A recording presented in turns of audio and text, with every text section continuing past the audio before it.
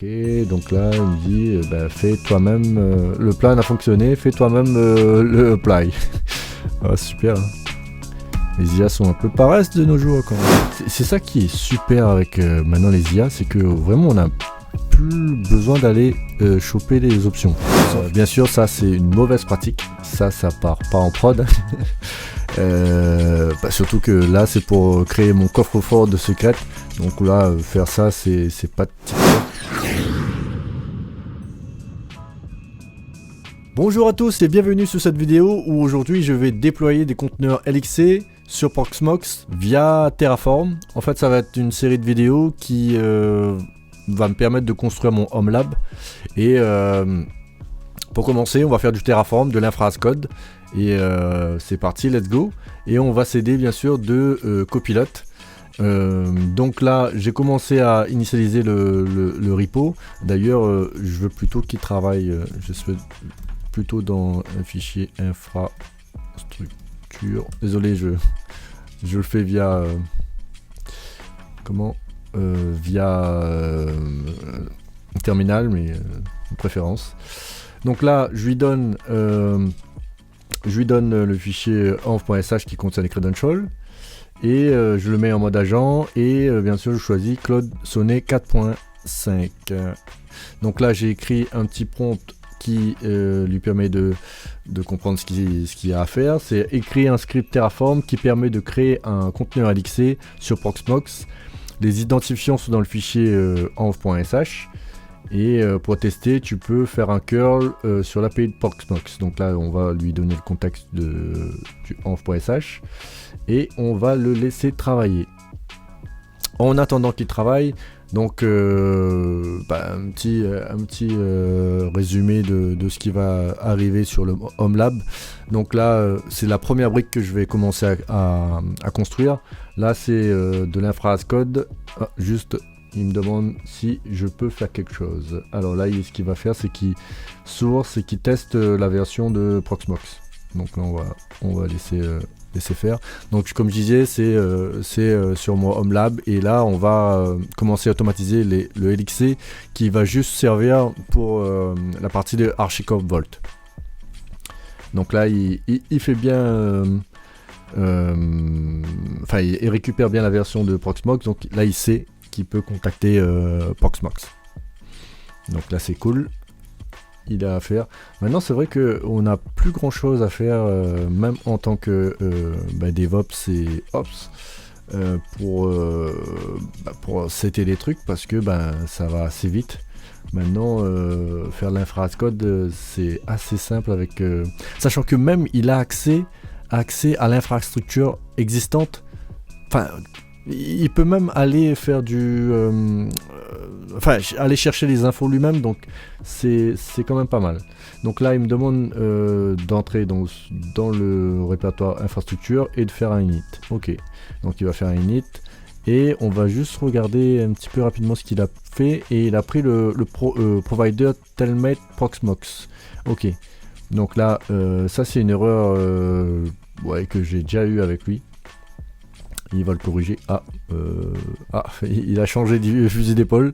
Il a dit ça marche pas trop, je vais passer plutôt sur BPG.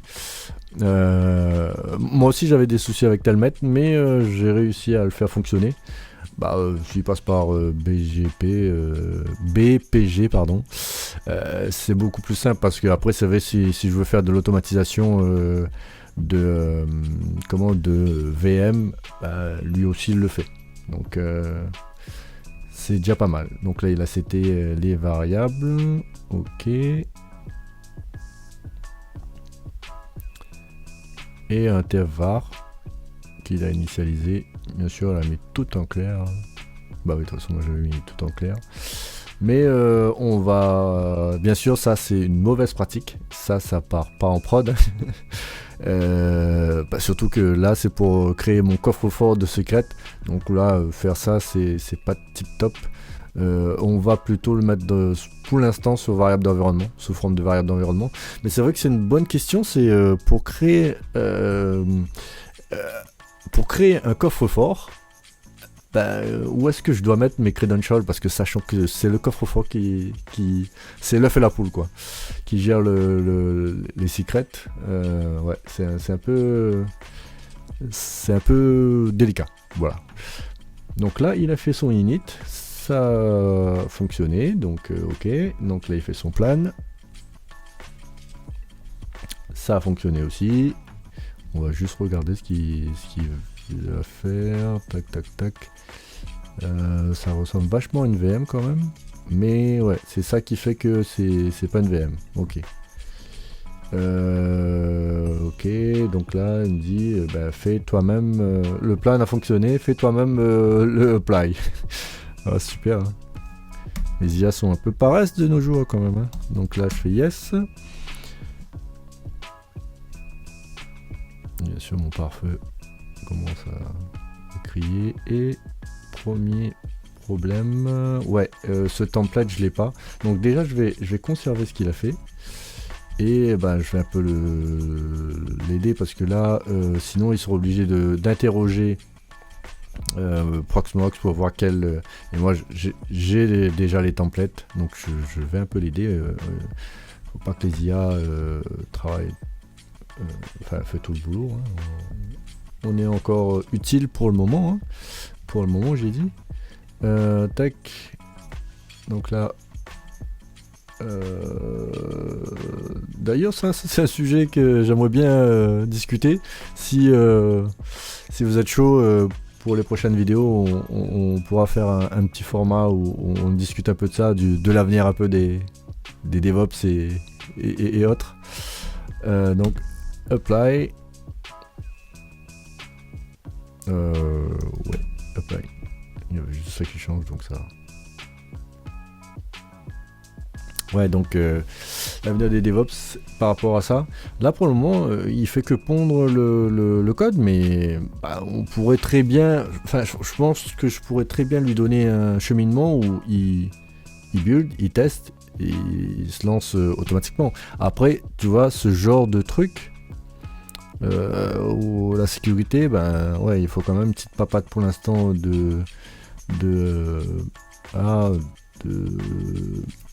d'humain, mais peut-être que ça aussi ça peut être automatisé par un autre agent qui vient vérifier qu'il n'y a pas de souci de sécurité dans le code qui est pondu. Ça c'est encore une façon de faire, et là on voit très bien que ça a fonctionné. Là la ressource a été créée, et là si on va sur le LXC, il a bien été créé. Donc LXC test, c'est bon. Ça marche très bien. Pareil, moi j'aime pas trop là du coup les LXC avec les mots de passe, donc je préfère passer par ouais, ça c'est passer par là j'allais dire passer par mon certificat, mais pareil, l'œuf et la poule, là pour le coup je préfère passer par le certificat, comme ça pas de mot de passe, c'est mieux. Du coup là si je mets pas de password, je vais trifouiller un peu son code. Il est où le password?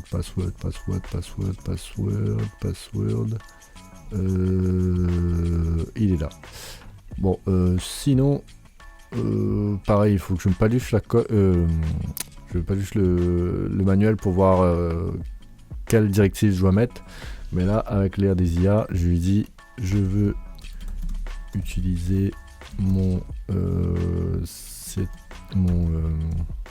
certificat public SSH qui se trouve dans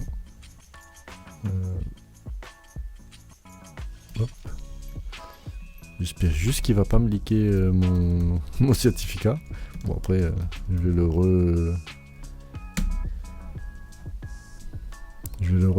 remettre comme avant, mais enfin je vais le reset, mais bon. Donc là il me l'a leaké. C'est pas grave, mais bon, c'est un certificat public, c'est pas grave, mais je veux dire c'est nul quoi. Ok, donc là il rajoute juste c'était juste ça à rajouter. Ok, donc là il a rajouté une clé qui s'appelle une directive qui Et du coup, il a créé la variable sûrement, ouais. Variable keys, tac tac, SSH public keys, qui est une liste. Une liste, ok. Là, il part du principe que, ouais, il y aura plusieurs. Donc là, ok, donc là, il a mis ce qu'il a trouvé.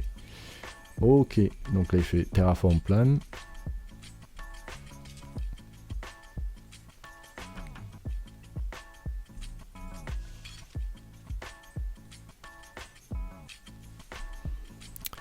Pause café. Ah. Et le plan est passé. Donc là, il me dit, oui, il me dit fais SSH direct, mais faut que je fasse. Ah oui, fresh apply. Je lis pas et après je critique les IA. Voilà. Donc oui, je vais conserver ce qu'il a fait. Mais bien sûr, tout ça va disparaître, hein, tout ce qui est Credential et compagnie là.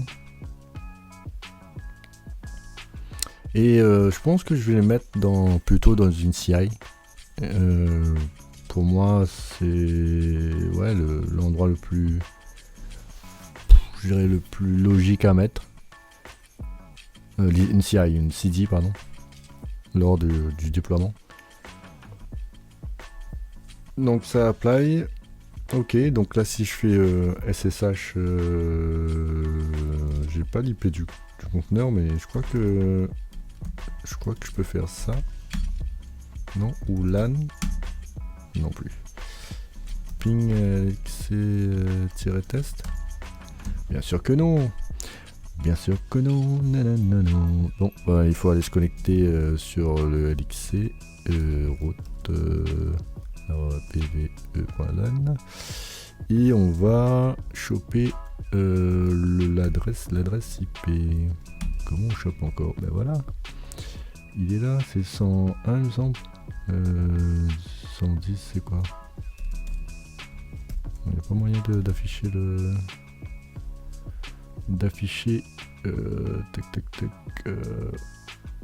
bon, le nom. Ouais bon, bah, je vais aller sur l'interface, il est là. Tac, c'est le 111. 111, il n'a pas d'adresse IP. 111 n'a pas d'adresse IP. Donc il y a un souci.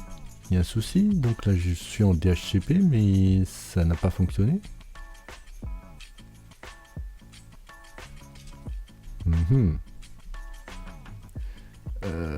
On va aller dans le conteneur. C'est attache N111. Et là je suis dans le conteneur, donc là je fais IP ADDR. Et bien sûr il n'a pas chopé l'adresse IP. Donc je pense que le DHCP n'a pas été pris. Hop. Et là, on a bien l'adresse IP. Ok, c'est nickel. Donc là, si je fais... Du coup, maintenant, ceci... 104... 804... What? Ah oui, j'ai mis deux fois le slash. Désolé. Donc là j'ai bien ça et j'arrive à me connecter. Nickel.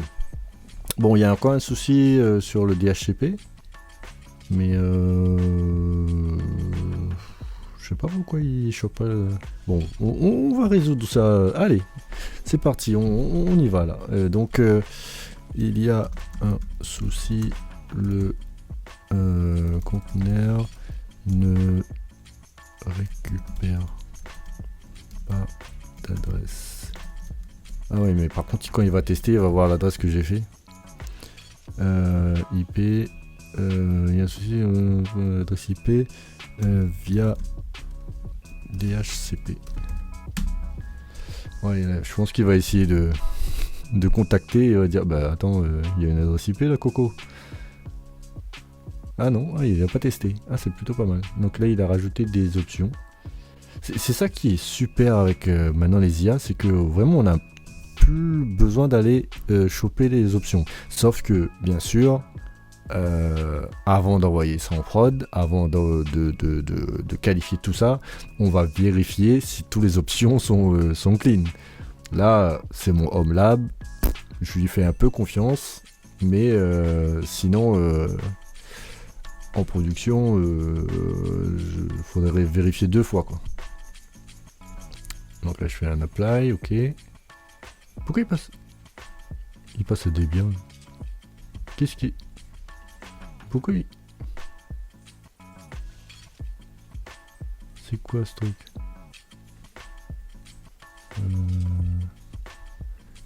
Pourtant j'ai mis bien Ubuntu. Ouais, bah il avait changé ça, je n'avais même pas vu. Ok, donc là, il regarde si... bien sûr ça ne marche pas, mais moi je peux aller voir ici. LXC-ls-f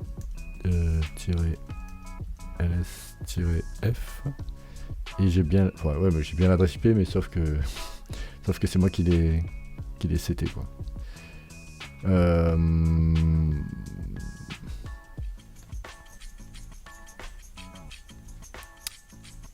Donc ouais, là il va dire que c'est up, c'est bon, c'est terminé, mais moi ça me satisfait pas pleinement. Ce que je vais faire, c'est que je vais détruire. Attends, je vais faire terraform destroy. Attends, qu'est-ce qu'il fait là?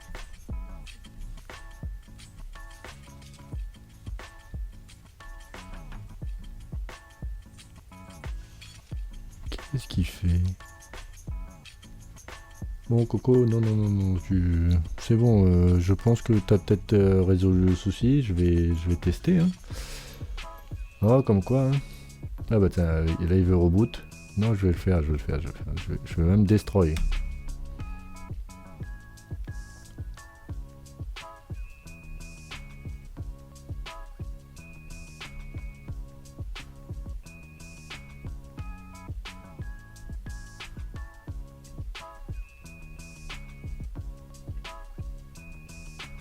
Ok.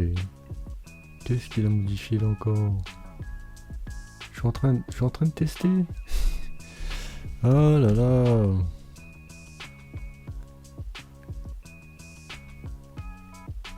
Bon, écoute, hein. Bon, là il a supprimé le LXC. Donc là je refais un plan.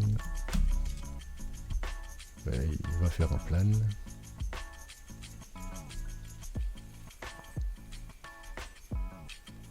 Ok. Je pense qu'il va me dire de apply tout seul. Auto approve.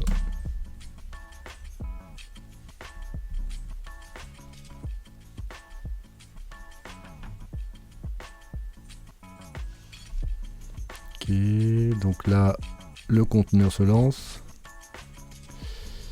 Roulement de tambour. Et il chope une adresse IP. Donc voilà. C'est ok pour moi.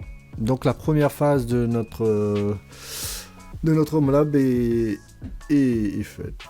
Bien sûr, il faudra cleaner tout ça avec pour ne pas avoir les credentials, tout ça dans les variables. Mais sinon c'est ok. C'est ok pour moi. C'est ok pour vous. Donc on se retrouve dans le prochain épisode. Et je vous dis à bientôt.